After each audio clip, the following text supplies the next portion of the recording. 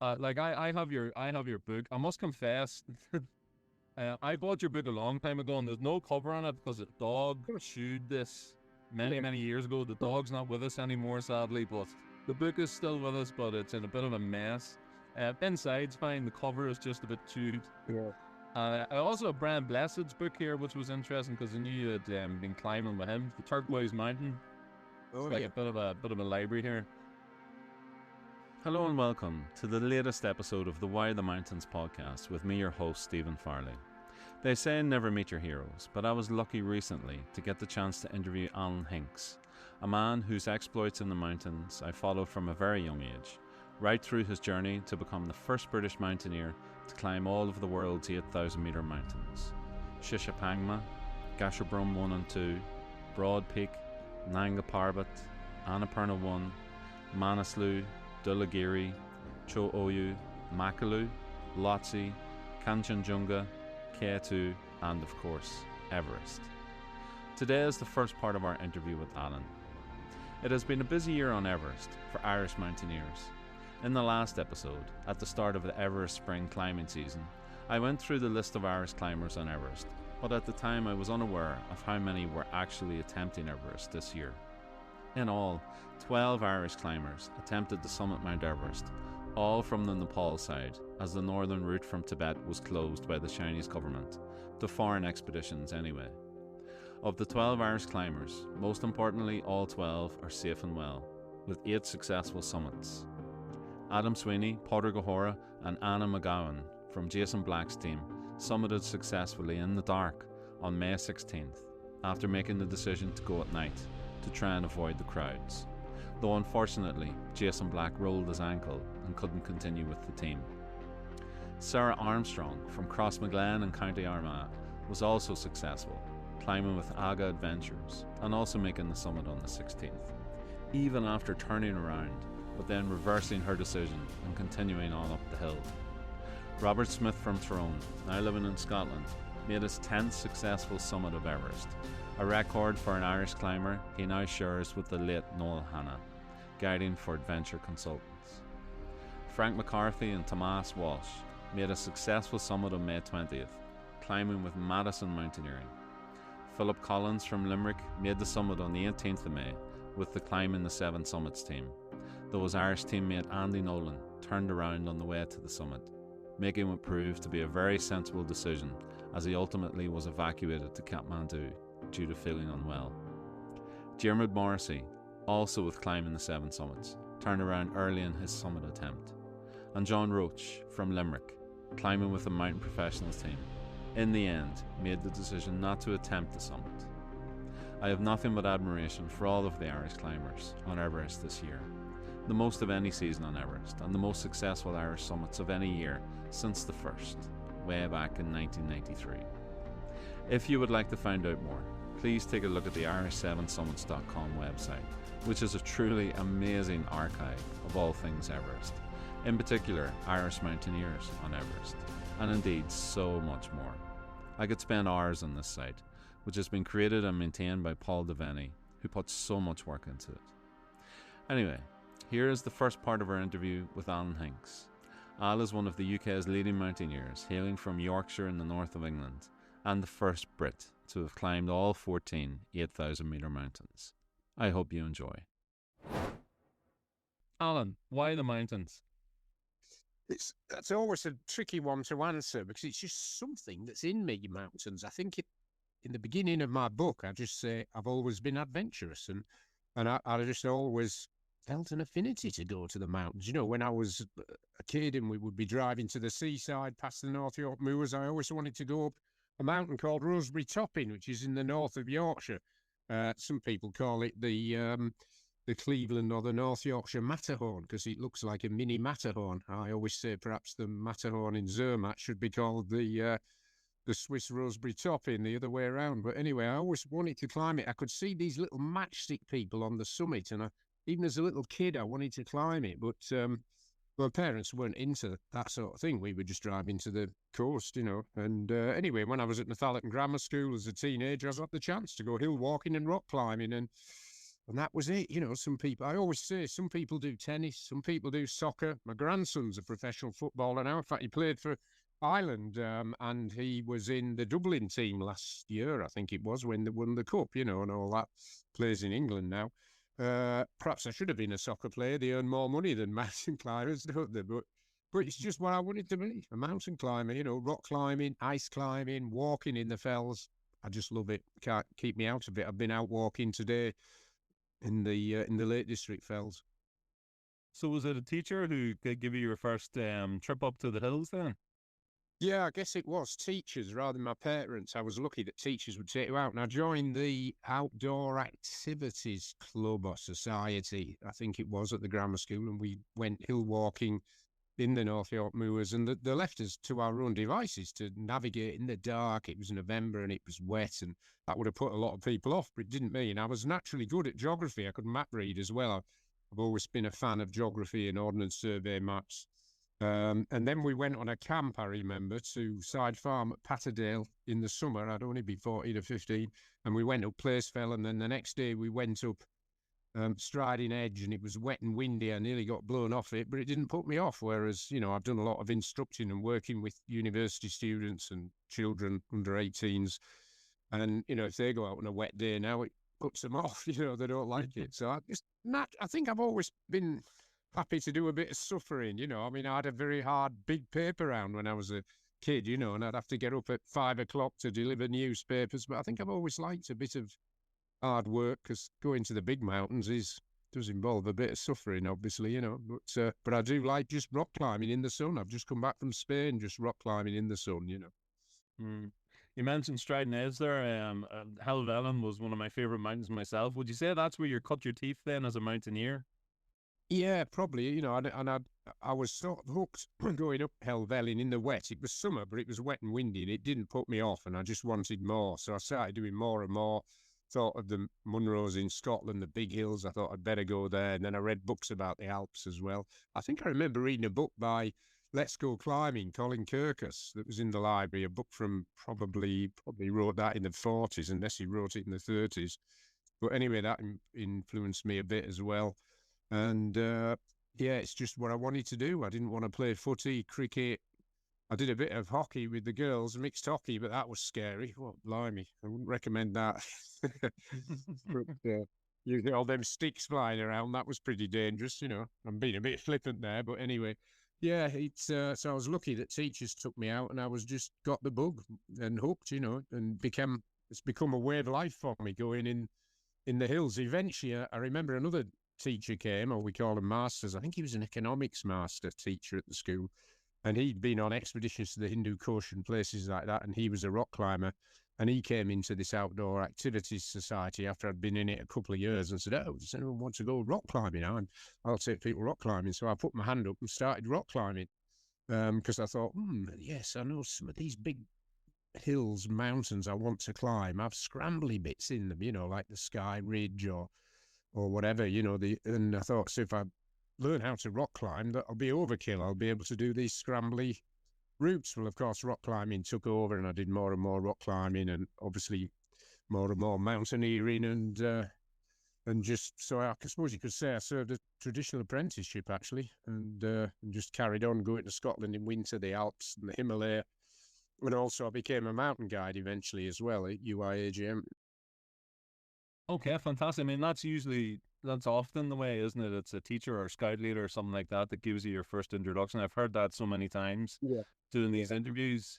So you mentioned Scotland and then the Alps. So it sounds like you did a traditional kind of route for a British mountaineer to the high ranges, England, Scotland, the Alps, and so on. Do you have any notable experiences from those early days in Scotland or the Alps that laid the foundations for the future? I guess the first time I went to the Alps, the first time I went to Scotland, which was between Christmas and New Year, many years ago, it'd be the mid-70s, I guess, something like that. I ended up soloing things, and I remember coming across Americans that used to be there. For all I know, one of them could have been Yvonne Chouinard. And I was looking at the kit they had, and all I had was like a borrowed straight ice axe and a sort of ice peg to use as a dagger. But I'd read the books, and when I think back, I did have a natural affinity. I knew what I was doing. I knew naturally knew how to front point, and I practiced a bit of ice axe braking and things like that. Then I remember soaring up couple of grade 1s and 2s, and so being impressed by all these more experienced climbers. But I mean, it was just blizzard, the usual sort of full-on Scottish conditions with blizzard, and then it started thawing a bit as well. Then I remember I had to hitchhike back to England because my friends had left. I'd gone up with some friends and they'd bailed out early, and I thought, well, I'm going to stay on a bit longer. I had a tent up near the CIC hut, but eventually I had to hitchhike back. That was another epic as well, hitchhiking back. And then going to the Alps, plenty of experiences. I always aspired to the bigger hills and the harder hills, things like the North Face, the Eiger, which I eventually did. And I remember I wasn't scared at all on the North Face of the Eiger. Even with all the rockfall coming down, which, sound like rifle bullets coming at you and things like that. It was where I wanted to be, so I wasn't scared. I would be now if I went on it. That's sure. I'm sure I've a shelves of books up here. No doubt the White Spider is up there somewhere. It's a book I've read a few times as well. So, Yes, were you drawn to those? I was going to say I'd read the White Spider, so I was aware of every single place on the North Face.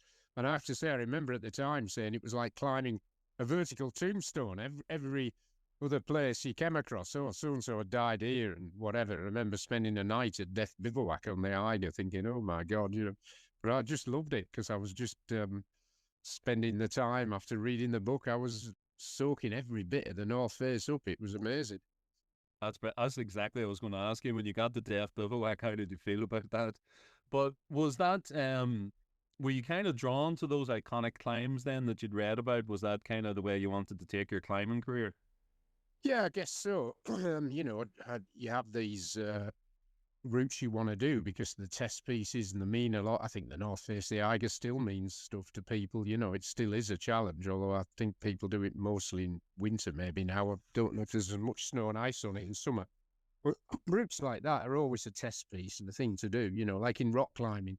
Cenotaph Corner was always a test piece, even though it's only like E1, So there are certain things that you want to tick off usually. And yeah, I suppose. And just keep moving on, and and I did always aspire to go into the Himalaya as well, and obviously that did happen eventually. When you first came across my radar, when I first became aware of who you were, it was as the first British climber to complete all the 14 8,000ers. How does that sit with you personally? How do you feel about that achievement? Well, it was something I decided I wanted to do. I thought it was a worthwhile achievement because when I did my first, it was 1987, and I was with Jerzy Kukuczka, who was the second man to do all 14. So he did his final one, and I did my first. I actually did it a day after him. We were together on an expedition, but he climbed with Arthur Hazer, and I climbed with American Steve Unch. And we were a day behind them getting to the summit by a different new route. He did a new route to Traverse, I did a new route. And so I remember following his steps that were still in the snow to go at the very summit. Anyway, we came back down, we had a celebration because he was the second man on the planet to do all 14. And I never thought I'd do them all then because there was only 2 people on the planet who'd done all 14, Mesner and Kukuczka. And I'd done 1. There was more people who'd stood on the moon, 12. So it never entered my head to do them all then, but I did want to do more 8,000ers. And in fact, I did go straight after Shishapangma. I didn't come back to Britain. I went straight to Lhotse South Face on another Polish expedition led by Krzysztof Belicki, who I climbed with on that exped. We shared tents together. And Krzysztof went on to be the second Pole to do all 14 8,000ers, and I think he might have been the 7th person or something like that when he did it. So I just carried on climbing 8,000ers, mostly by new routes. I remember by 891, I went to Broad Peak and led a climb to the top. Really, I think it was the first British guide to guide an 8,000er. And I saw K2, and I thought, well, that's the mountain for me. I remember trekking from Broad Peak Base Camp to K2 Base Camp and coming across, what was his name? Siggy. Yeah, it was Siggy Hapfauer, I think, the German climber. And I think it was Siggy, yeah, it was, who'd been on the winter ascent, first winter ascent, the North Face, the Eiger, and he had got 10 8,000ers. So he was like a god. I probably had 2 or 3 at this point. And I remember it felt like I was sitting at his feet and looking up at him in base camp, because he invited us into his base camp at K2. I don't think he got up K2. I'm not sure. And I think he retired with 10, did Siggy, which is a sensible thing to do, because most people get killed on their 11th, 12th, 13th or 14th. Anyway, I saw K2 and I thought, that's the mountain for me. And I got the chance to go back in 93 to attempt it and didn't get to the top. Really excited to rescue somebody, and that was the end of that. Once you've rescued someone, you're usually a bit knackered to go back on the mountain. And also the weather window usually closes, which it did. You know, there's only a handful of days when you can summit a big 8,000 like K2 or Everest. And for K2, it's usually the end of July, the best weather window. So that was my first attempt. Didn't manage to get the top. The second attempt, I backed off because I thought the slope was too avalanche prone. I have this motto that no mountain's worth a life. Coming back is a success, and the summit is only a bonus. And then I went back the third year running, which was 1995, 31 years ago now. It was 30 years last year. I went back to K2 and finally climbed it. But it was a tragic year because there was only 5 people climbed it. I was one of the 5. I ended up getting to the top alone. My climbing partner dropped out. But I got to the top on the same day as 2 Pakistanis and 2 Dutch, and 5 of us climbed it, but 8 were killed. So, but I hadn't decided to do all 14. I'd focused on K2, thinking it was the gold medal, the first prize, harder than Everest. And then, because I'd climbed K2 and filmed on the summit, I then got headhunted to film Brian Bless's attempt the following year, 96. And so I climbed Everest as a cameraman. And I'd already booked Gasherbrum 1 and Gasherbrum 2 for later that year, later in 96. Because I thought, I wouldn't mind doing all of the Karakoram 8,000ers, and I've done Broad Peak, I've done K2, so I thought I'll go back and do G1 and G2. And I was hoping to do them both back to back, but unfortunately, I got up G1, and then the weather broke, so I had to wait a couple of weeks, if not more, before I could do G2, unfortunately. Otherwise, I could have spun it and said, I did them both within a day or something, you know. But at the end of the day, those things are just spin. If the weather breaks, then you have to hang around. Anyway, that's when I realised then I'd got eight of them done. I'd done the hardest K2, the highest Everest, and then these other 2, G1 and G2, and that made 8. And I thought, I'm just over halfway, you know. And at that point, which was 96, I think there was only about 5 people had done all 14. So I thought, I might be in the top 10 if I crack on. But various things happened. And I think I ended up being 13th, I think. Well, 12th, because one person had already been killed, I suppose. So it wasn't until I got 8 of them done, I decided to do them all. That's sort of maybe jumping ahead. Maybe that was another question, but there you go. So I didn't decide to do them from the start. Obviously, there are people now decide to do them from the start when they've got none done, you know, and then, you know, it's unbelievable how people have done them in a few months now, which is absolutely gobsmacking, you know. I mean, everything's set up with fixed ropes and that, and guides, but it is still a phenomenal achievement, what Nims did, and then what Kristin Arila did from Norway. I mean, absolutely gobsmacking achievements to knock all the 14 8,000s off in those time frames, you know. 100%. I mean, I followed those 2 particular individuals closely, watching what they were doing, and having read your book and Ed Viester's book, you just wonder how you know, and projects that take years to do, how they can do it in such a short time. But I mean, I suppose the modern day, fair play to them. You mentioned Brian Blessed there. I was wondering how that partnership about, but you kind of explained it there. Well, what's it like being on such a serious expedition? I mean, climbing Everest with a character like Brian Blessed, who, from what I know of him, is obviously an actor and larger than life and theatrical. How does that work? Yeah, he is larger than life. He's a caricature himself. I mean, he's a great guy and a great raconteur, and he literally had me in fits in the base camp. I mean, he's not, I guess you could say he's not really a mountaineer, but he made a spirited attempt. It was a shame we couldn't get him to the top, really. But he would just have me in fits in base camp. He'd be recounting these tales, and sometimes it'd be the same tale, but there might be tweaked a bit, and I would literally physically be rolling off me seat in base camp laughing, you know. So he certainly kept me entertained in base camp, did Brian. It's good value. Yeah. You've mentioned some serious mountaineers already. I mean, when you're climbing with somebody like Brian, who's probably obviously a lot less experienced, does that change your own sense of your own responsibility and decision making?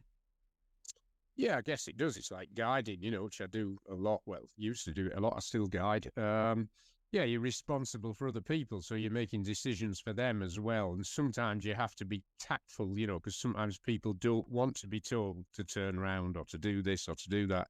So you have to learn to do things in a tactful way sometimes, although sometimes you do have to be forthright and say, I'm sorry, we can't go on any further because you're not going to, if we go on, you'll likely perish, mate. So we're going to have to go back, because they don't realize their own failings. And because then, when you're guiding, I guess they subjugate everything to you, the guide. They don't have to make any decision themselves. They don't have to assess the slope for avalanche. They don't have to assess the weather.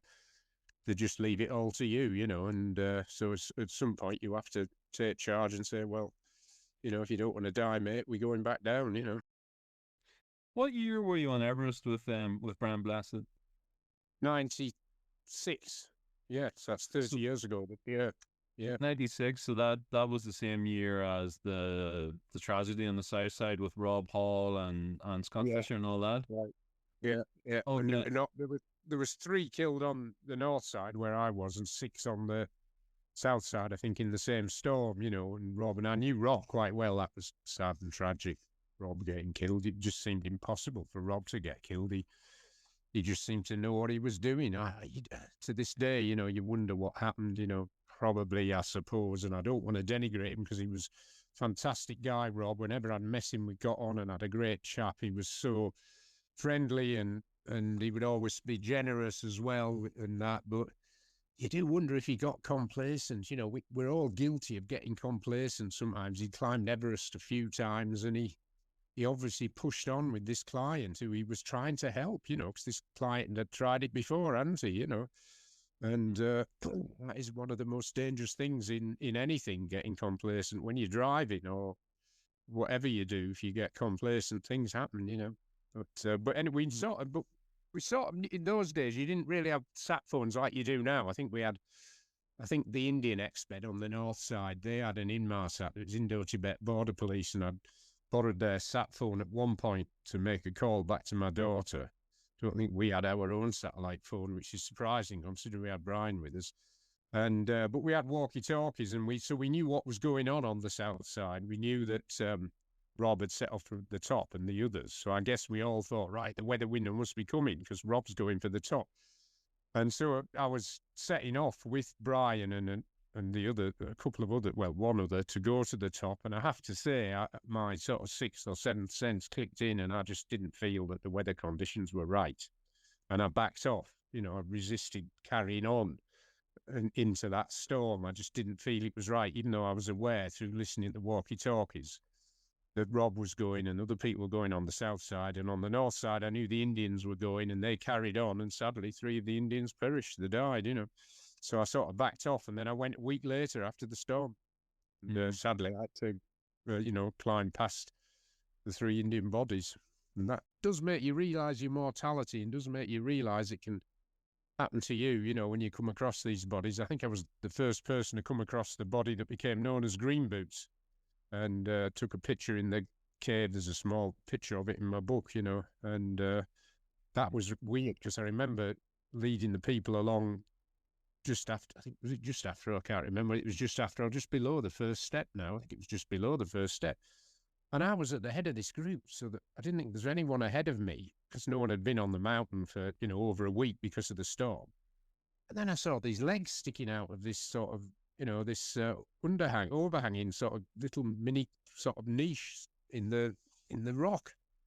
So how did this bloke get ahead of me? I didn't know there was anyone else on the mountain. And then I realised it was the dead Indian, sadly. And it was rather poignant because he had an oxygen bottle that was standing vertically. And I remember the tube was going to his face mask, but I remember this oxygen bottle was standing vertically and it just said 0 on it, no oxygen in it. And why he perished through the lack of oxygen, obviously. But yeah, it was rather poignant and sad, that. It's interesting your career. Alan, you've kind of had, you've been that elite mountaineer at high altitude, new routes, but then also a guide. How do you feel about that question that sometimes comes up that I've heard about who really belongs on these high mountains? Yeah, well, Everest is a special case. There are people there that are perhaps not as experienced as they should be, that they can pay a guide, whether it be a Western proper guide like me or an experienced Western mountaineer or Nepalese Sherpas or whatever. They're not all Sherpas. The Nepalese, some are Gurungs, Nuars, Tamangs, and Rais, but mostly Sherpas. Yeah, I mean, it's how it is. It's the same with Mont Blanc, you could say. There are people pay guides to go up Mont Blanc and they're not that experienced. They probably couldn't do it on their own. And I guess that's the same on Everest now. These people couldn't do it themselves. They have a guide or guides, including the Sherpas, to help them. And, it is Everest. It's a special case and it doesn't really bother me. I was lucky when I was there 30 years ago. There wasn't any queues. There was only, our small group going to the top, and that was it. Now, I mean, if I was guiding Everest now, if somebody paid me enough to guide them, I certainly wouldn't wait in a queue of 200 people. I'd go a bit later, a few days later and hope for another weather window. I mean, it's just madness hanging on in a queue, but what can I say? I don't think things should be regulated, really, or if they are, it's up to Nepal to regulate them. I don't think it's for us to spout off. There's a lot of Western climbers, some are not climbers, some are just the public that see pictures and they say, oh, this should be done and that should be done. And I'm like, well, it isn't for us to say. It's not our country. It's up to Nepal, isn't it, really? That's it for this episode. I hope you enjoyed the first part of our interview with Al Hinkes. Tune in again soon for the second part of the interview, and in the meantime, stay safe and stay cool.